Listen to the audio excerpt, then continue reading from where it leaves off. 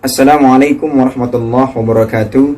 Alhamdulillah wassalatu wassalamu ala Rasulillah Muhammad ibn Abdullah. La haula wa la quwata illa billah. Allahumma salli ala sayyidina Muhammad wa ala alihi wa sahbihi ajma'in, amma ba'd. Sahabat Hijrah Istiqamah yang dimuliakan Allah Subhanahu wa taala, alhamdulillah kita masih bisa berjumpa lagi dalam kajian kita. Kita minta kepada Allah agar di setiap perjumpaan kita Allah senantiasa memberikan keridhaan dan kerahmatannya bagi kita, sehingga apapun yang kita lakukan akan mendapatkan balasan pahala dari Allah Subhanahu wa taala. Amin ya rabbal alamin. Insyaallah pada perjumpaan kali ini kita akan sedikit membahas atau memulai kembali kajian kita dengan kitab yang baru, yaitu kitab Hadis Arba'in An-Nawawi, yang mana di dalam kitab ini terdapat 42 hadis yang insya Allah kita akan membahas satu persatu hadis tersebut, yang mudah-mudahan dapat bermanfaat bagi kita dan orang-orang yang ada di sekitar kita. Sebelum kita mulai tentang pembahasan hadis yang pertama, alangkah baiknya kita harus mengetahui apa yang dimaksud dengan hadis. Para ulama hadis mengatakan bahwasanya mendefinisikan hadis itu sebagai apa-apa yang disandarkan kepada Rasulullah SAW min qaulin au fi'lin au takririn au sifatin. Apapun yang disandarkan kepada Rasulullah SAW, baik itu perkataan Rasulullah, perbuatan Rasulullah, persetujuan Rasulullah pun sifat Rasulullah SAW, itu dinamakan sebagai hadis. Lalu kalau kita bertanya-tanya, apa untungnya bagi kita mempelajari hadis?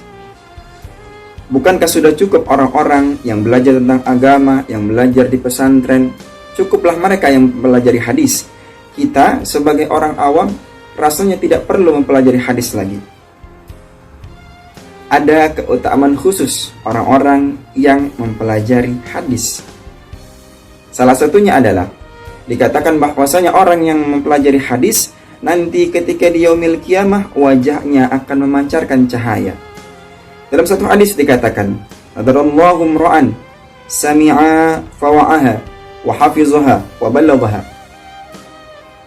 Semoga Allah Subhanahu wa taala memberikan nudar. Nudar ini cahaya yang ada di wajah kita. Karena nanti ketika di yaumil qiyamah, ketika semua orang dikumpulkan di padang mahsyar, akan ada orang-orang yang wajahnya memancarkan cahaya. Nah, salah satunya adalah orang-orang yang ketika di dunianya ia mempelajari ilmu hadis, ia mempelajari hadis Rasulullah SAW. Mempelajari di sini maksudnya apa? Yang pertama, yang mendengarkan sabdaku, lalu ia memahaminya, lalu ia menghafalnya, dan ia menyampaikannya kepada orang lain. Mungkin kita mendapatkan satu hadis dari guru kita, mendengar hadis dari guru kita, sudah satu. Lalu yang kedua, kita memahami hadis dari guru kita tersebut. Setelah kita mendengar, kita memahami, yaitu mempraktekannya dalam kehidupan kita dari sehari-hari, lalu kita menghafalnya. Setelah kita menghafalnya, kita sudah mantap melakukannya dalam kehidupan kita, lalu kita menyampaikannya kepada orang lain. Maka ketika keempat ini sudah kita lakukan, insya Allah biiznillah, nanti ketika di yaumil qiyamah kita termasuk dalam golongan orang-orang yang wajahnya berseri dikarenakan kita mempelajari hadis baginda Rasulullah SAW.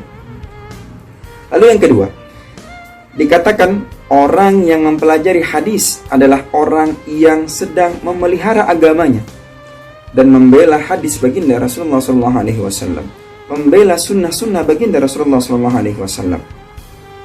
Dikatakan dalam kitab Ashraf Ashabil Hadis, Sufyan As-Tsauri mengatakan para malaikat-malaikat adalah penjaga langit, dan ahlul hadis, orang yang mempelajari hadis, adalah penjaga bumi. Kenapa bisa dikatakan penjaga bumi? Karena merekalah yang mengetahui hadis-hadis Rasulullah SAW dan mempraktekkan semua itu dalam kehidupan sehari-hari. Maka mereka dikatakan sebagai penjaga bumi. Mudah-mudahan Allah Subhanahu wa taala meridhai pelajaran kita pada hari ini, sehingga kita nanti ketika di yaumil qiyamah mendapatkan cahaya di wajah kita. Baik, selanjutnya kita akan masuk ke dalam hadis yang pertama. Hadis yang pertama dalam kitab ini membahas tentang niat. Qala an Amiril Mu'minin Abi Hafsin Umar bin Khattab radhiyallahu anhu qala sami'tu Rasulullah sallallahu alaihi wasallam yaqulu innamal a'malu binniyat wa innamal likulli imri'in ma nawa faman kanat hijratuhu ila Allah wa rasulihi fa hijratuhu ila Allah wa rasulihi wa man kanat hijratuhu lidunya yusibuha aw imra'atin yankihuha fa hijratuhu ila ma hajara ilaihi.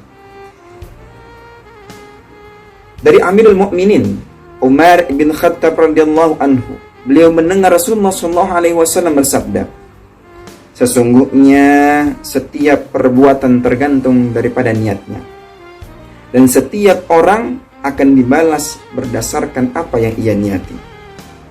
Faman kanat hijratuhu ila Allahi wa rasulih, siapa orang yang berhijrah karena Allah dan Rasulnya, maka hijrahnya ia akan nilai karena Allah dan Rasulnya. Akan tetapi siapa orang yang berhijrah karena niat untuk dunia atau karena wanita yang ingin dinikahinya, maka hijrahnya akan bernilai sama sebagaimana apa yang ia niatkan. Dari hadis ini kita bisa mengetahui bahwasanya Rasulullah SAW ingin menyampaikan kepada kita, sebelum kita melakukan apapun, landasilah dengan niat yang baik. Karena ketika kita berniat dengan yang baik, maka Allah akan membalas dengan apa yang kita niatkan. Nanti akan kita jelaskan, sedikit akan saya tambahkan dalam kitab Tanbihul Ghafilin, penjelasan tentang niat. Sebelum itu, marilah kita mengetahui terlebih dahulu apa sebabnya hadis ini bisa ada, atau kita sering sebut dengan asbabul wurud. Ya. Dalam kitab ini dikatakan sebab terjadinya hadis ini ketika ada seseorang yang hijrah, dia pergi dari Mekah ke Madinah, melakukan perjalanan hijrah dari Mekah ke Madinah dengan tujuan untuk menikahi seorang perempuan yang bernama Ummul Qais. Bukan untuk berhijrah karena Allah Subhanahu wa taala. Niatnya berhijrah bukan karena Allah Subhanahu wa taala, maka orang ini dikenal sebagai muhajir Ummul Qais, atau orang yang berhijrah karena Ummul Qais, bukan karena ingin mengikuti baginda Rasulullah SAW yang berhijrah dari Mekah ke Madinah. Lalu selanjutnya, apa pelajaran yang kita bisa ambil dari hadis yang pertama ini?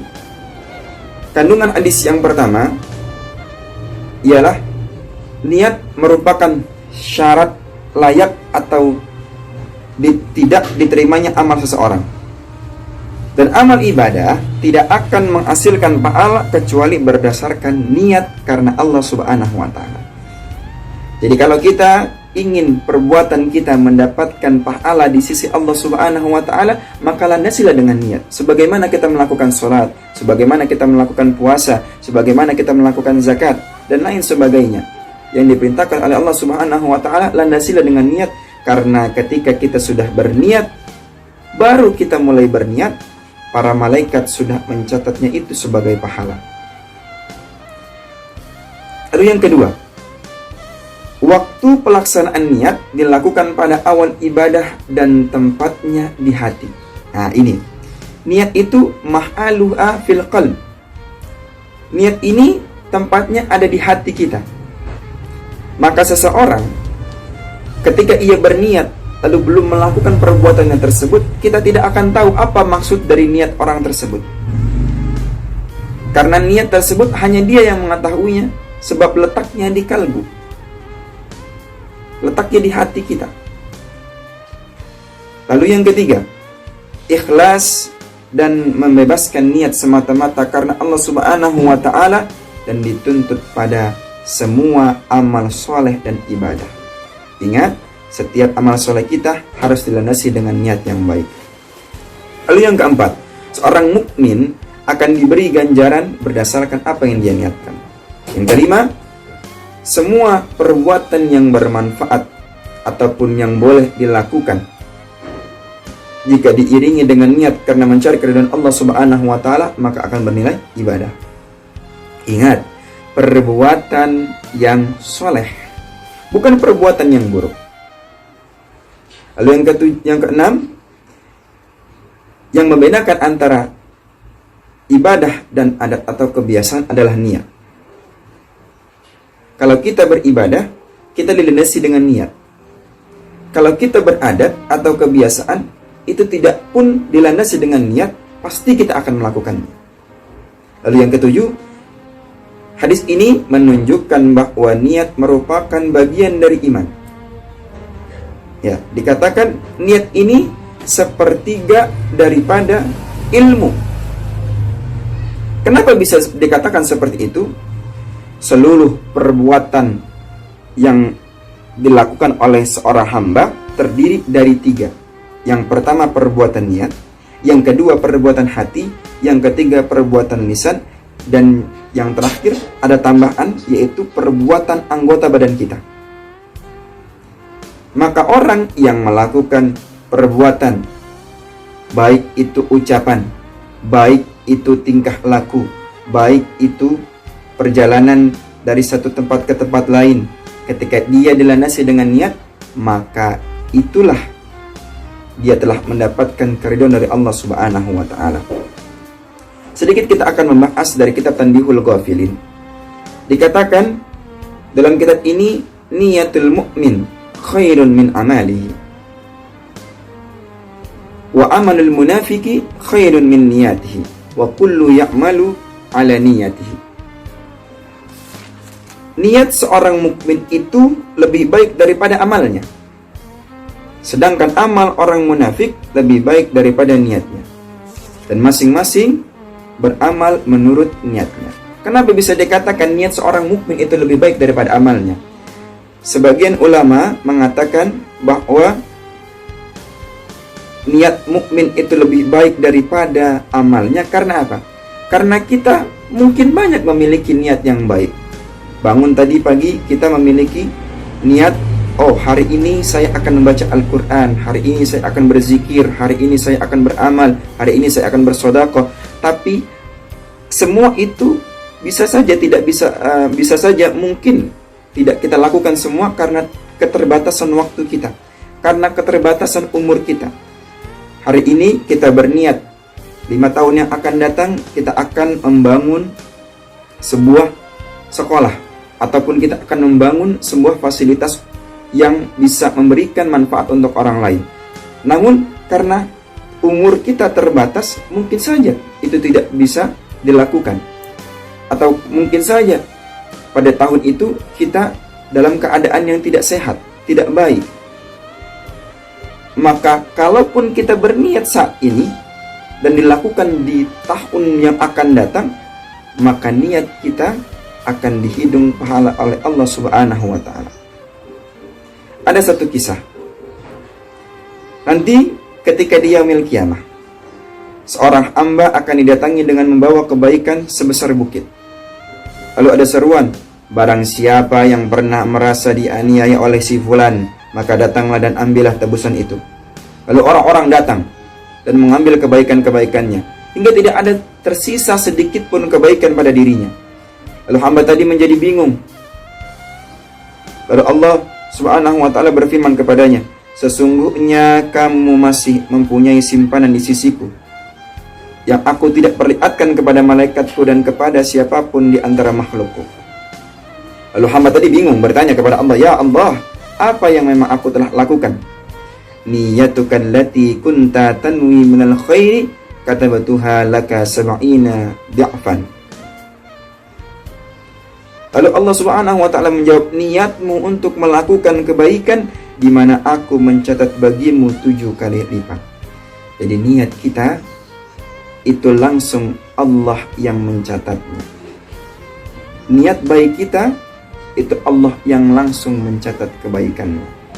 Maka jangan khawatir pun kalau niat kita di kedepannya tidak akan terlaksana, tapi kita sudah mendapatkan balasan dari Allah 7 kali lipat. Mudah-mudahan Allah Subhanahu wa Ta'ala senantiasa memberikan kita keridhaannya dalam setiap niat kita, dalam setiap perbuatan kita. Karena ingat, Allah Subhanahu wa Ta'ala tidak melihat apa yang kita pakai, tidak melihat seberapa banyak harta kita, tidak melihat seberapa baik status kehidupan kita. Akan tetapi Allah melihat amal dan hati kita. Jadi amal dan hati kita harus baik, maka Allah Subhanahu wa Ta'ala akan melihat itu.